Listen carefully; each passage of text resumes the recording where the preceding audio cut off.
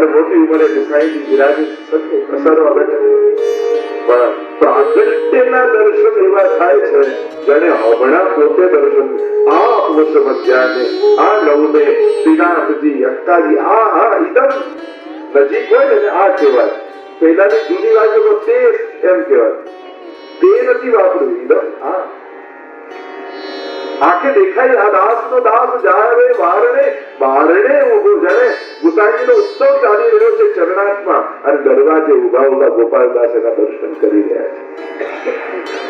કાળનું અંતર ગયું ને સ્થાનનું અંતર ગયું છે. અહીંયા અમદાવાદમાં આટલા વર્ષો બાદ છે ને કાળનું અંતર ને સ્થાનનું અંતર ન અંતર અને જન્મો જન્મના અંતરાય પણ કાપી દીધા.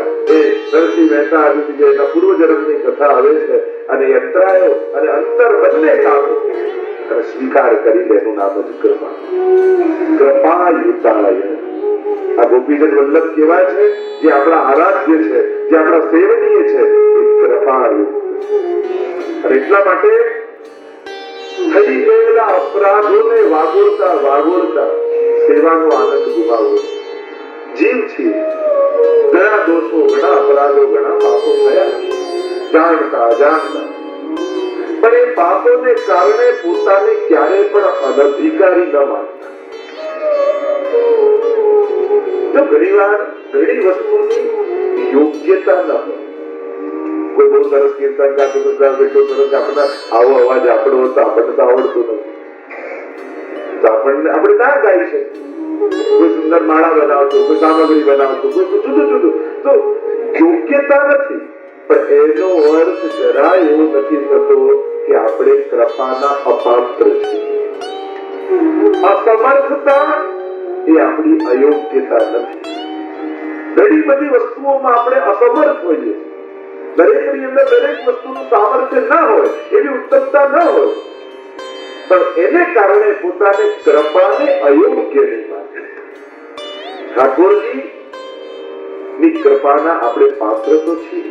કૃપા કરે કૃપાયુતાય. અને એટલા માટે સુબોધનીમાં મહાપ્રભુજી આજ્ઞા કરી સ્વભાવ સંતકા ભાવો નવૈ શક્ય કથમ જન અત ત્રિવિધ જીવેશુ ત્રિવિધા વૈવસ્તુ.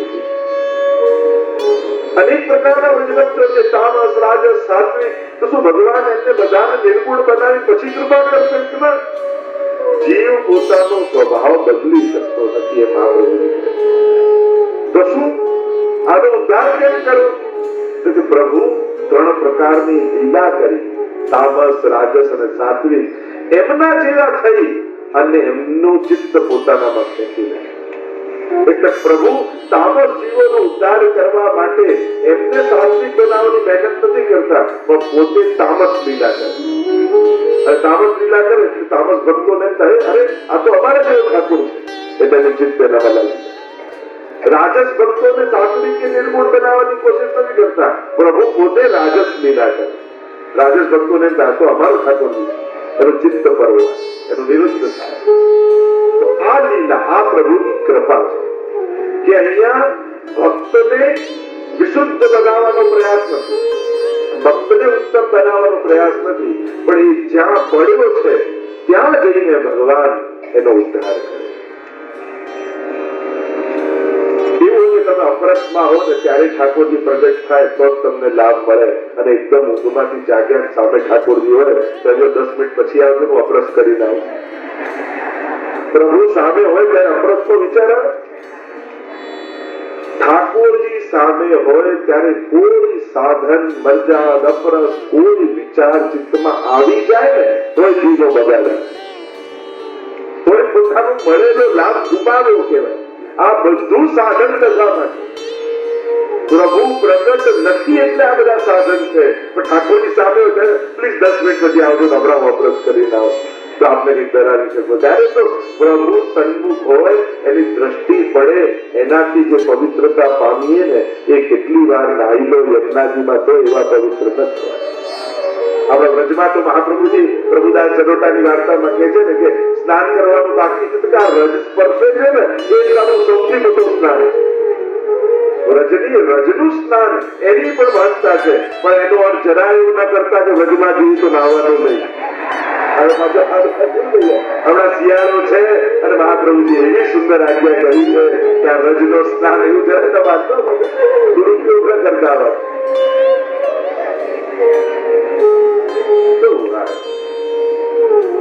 આ બધા સાધનો ત્યાં સુધી જ છે. તો કૃપા યુતાય, પ્રભુ તો કૃપા કરે છે. ભક્ત જ્યાં છે એ અવસ્થામાં પહોંચી અને જેમ પીએચડી કરેલી માં હોય, બહુ જ ભણેલી હોય, પણ નાનું બાળક એને થયું અને હજી બોલતા શીખી રહ્યું છે તો એની જોડે વાત કરવા માટે એ સોટલું બોલે. કોઈ આવીને કે ઘરે તમે આટલા ભણેલા આવું બોલો, સારું લાગે છે. અને સારું લાગે રહ્યું બાજુમાં મારો દીકરો જે ભાષા સમજે એ ન બોલું તો હું માં કેવી. અહીંયા આને મારે થોડું મારું ભણતર બતાવવું છે કે ડિગ્રી બતાવી હું પીએચડી આટલા વિષયમાં પીએચડી કરે આવી પ્રોફેસર. અરે મારે તો મારી ભાષા, મારો ભાવ, મારી લાગણી મારા બાળક સુધી પહોંચે ને સોજી જ્ઞાન બનેલો. મારું તો એ જ સૌથી મોટું જ્ઞાન. એમ બધા શાસ્ત્રો ભણી લઈએ, બધું યાદ કરી લઈએ, પણ પ્રભુ બાળક બનીને સામે આવે ત્યારે જો તોતલું બોલતા ન આવડ્યું તો આ બધું જ્ઞાન બહાર બની જાય. પછી બધું એકઠાવું થઈ જાય. એની જોડે તમારી લાગણી કોમ્યુનિકેટ શેર ન કરી શકો, તમારી ભાવનાઓ અભિવ્યક્ત ન કરી શકો. આ બધા કીર્તન, શ્લોક, પાઠ આપણું શું છે? આપણી ભાવનાઓની અભિવ્યક્તિ કરીએ છીએ. આપણી ભાષા લૌકિક છે, આપણા વિચાર લૌકિક છે, એટલે આવા અલૌકિક જનોની વાણીનો આશ્રય કરીએ છીએ. આચાર્યોની વાણી લઈએ, ભગવતીઓની વાણી લઈએ કે જેમાં પરમ અલૌકિકતા સમાહિત છે. એટલા માટે બાકી તમારી નિજતા પણ વિશેષતા રાખે. તમારું નાનું બાળક હોય અને તમને એમ લાગે મારું ગળું બહુ બેસુરું છે, લાવો ને લતા મંગેશકરની સીડી વગાડી તને ઊંઘ આવે. એ તો ભલે બેસુરી માં હોય પણ એનો અવાજ સાંભળીને સુવે, કારણ કે એનું બાળક છે. એમ તમારા એ લાલન, તમારો અવાજ એને સૌથી વધારે જોઈએ છે. તમારી સામગ્રી એને ખૂબ ભાવે છે. તમને ગમે તે દુનિયા બને એ માપદંડની જોમતી હોય, ઠાકોરજી એ રીતે નથી જોતા. ઠાકોરજી સ્વાદથી સામગ્રી નથી પરખતા, તમારા ભાવથી પરખે. એટલે કે તમને કોમ્પિટિશનમાં મોકલવા છે કે ચલો માસ્ટર શેફની કોમ્પિટિશન હોય, જોઈએ આ જીતે અને એને જ સામગ્રી એના હાથની જ આરોગ્ય, એવું ઠાકોરજી કરે જરાય ક્યાંય. જે મ્યુઝિકની કોમ્પિટિશન જીતીને આવે એના જ ઉપર કીર્તન સાંભળવું એવું નથી. તો આના ગણિત ભક્તિ માર્ગના જુદા છે. તો સરોજ નેત્રાય કૃપાયુતાય મંદાર માલા પરિભૂષિતાય. કલ્પવૃક્ષની પારિજાતની માળાને ઠાકોરજી ધારણ કરનાર. મંદાર માલા પરિભૂષિતાય. એ માલાજી ધારણ કરે છે પ્રભુ. આપણે ત્યાં માલાજી પણ વ્રજ ભક્તોનો ભાવ છે. માલાજી ધારણ કરવું એટલે પોતાના વ્રજ ભક્તોથી વિખરાયેલા ઠાકોરજી. પુષ્ટિ માર્ગની આ જ કળા છે. તમે જારીજી ભરીને પ્રભુ આગળ પધરાવો તો યમુનાજી તમને આશીર્વાદ આપે કે તે મારો ભગવત સંબંધ કરાવ્યો, ત્યાં તને પણ આવું ફળ.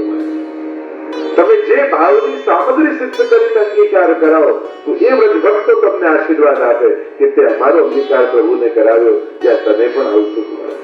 એમ માળા પરોવી ભક્તોને માળા ધરાવી ઠાકોરજીને પહેરાવો બનાવીને ત્યારે વ્રજ ભક્તોના આશીર્વાદ તમે પામો છો. આપણે ત્યાં એ ભક્તોને પ્રભુ સંબંધ કરાવી એ ભક્તોના આશીર્વાદ પામવાની આ એક વિધાન વિધિ આપે. એટલે દરેક ભાવ ભાવના તો એમનો પ્રભુમાં અંગીકાર કરાવી એમના આશીર્વાદ પામવા વ્રજ ભક્તોના ભાવ છે. એટલે જ આપણે ત્યાં અમુક પુષ્પો આવે, અમુક ન આવે, એનો આખો જે પ્રકાર કયા કયા પુષ્પો કેવા લુંઠક પ્રસૂના પ્રપદીનહારી. ગીરાચાર્યમાં આપણે બોલીએ છીએ ને કે બધાના મુખ ચરણારવિંદ તરફ સુધી છે. બાળાજી જયારે આપણે બનાવતા તો એવો એક પ્રકાર આપણે ત્યાં કે બધાના મુખ થાક તરફ હોય. અથાક યુગલ સ્વરૂપનું ભારત અને ચરણારવિંદ તરફ ગંગા વ્રજ ભક્તો છે ને એમના ચિત્ત સદાય પ્રભુના ચરણમાં લાગેલા રહે. અને એટલા માટે એ વિમુખ ન થાય એવી રીતે મહારાજી સિદ્ધ કરે એવો પ્રકાર આપણે ત્યાં. જો માલાજી સામગ્રી આ બધાની પાછળ કોઈ ને કોઈ પ્રકાર કે વિધાન કે એના નિયમો છે, એ બધા ભાવાત્મકતાને કારણે કઈ રીતે ધરાય, કઈ રીતે સિદ્ધ કરાય, કઈ રીતે આરોગાવાય અને કઈ રીતે સરાવાય, એનો પ્રકાર છે. ખાલી ધરવતા આવડે એવું નહીં, સરાવતા આવડવું જોઈએ. કઈ રીતે આચમન કરાવાય, કઈ રીતે મુખવસ્ત કરાય, એવામાં આ બધા જ પ્રકાર છે.